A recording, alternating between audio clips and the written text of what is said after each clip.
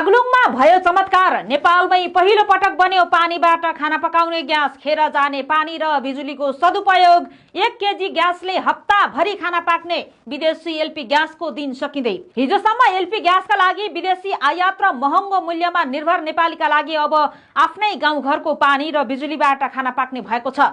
विश्वका धनी देशहरूले समेत ठूलो लगानी गरिरहेको यो फ्युचर फ्युललाई नेपाली वैज्ञानिक र प्राविधिकहरूले बागलुङको एउटा सानो गाउँमा उतारेर देशैभरि सनसनी मचाइदिएका छन्। बडीघाट गाउँपालिका 2 स्थित गिरिङदी खोला लघु जलविद्युत आयोजनाबाट उत्पादित बिजुली रातको समयमा र अन्य बेला प्रयोग नभएर सित्तैमा खेर गइरहेको थियो। वैज्ञानिकहरूले त्यही खेर गइरहेको बिजुली र पानीलाई मिसाएर इलेक्ट्रोलाइसिस प्रविधि मार्फत पानीबाट अक्सिजन अलग गरी हरित हाइड्रोजन निकाले र करिब 18 महिना कडा अनुसन्धानपछि अहिले 8वटा सिलिन्डरमा सफलतापूर्वक ग्यास भरिएको छ र चुलोमा आगो बलिसकेको नेपाल इनर्जी फाउन्डेसनका व्यवस्थापक दिल्ली घिमिरेले बताएका छन्। मात्र 1 केजी हरित हाइड्रोजन ग्यासले एउटा सानो परिवारलाई 1 हप्तासम्म सजिलै खाना पकाउन पुग्ने बताइएको छ।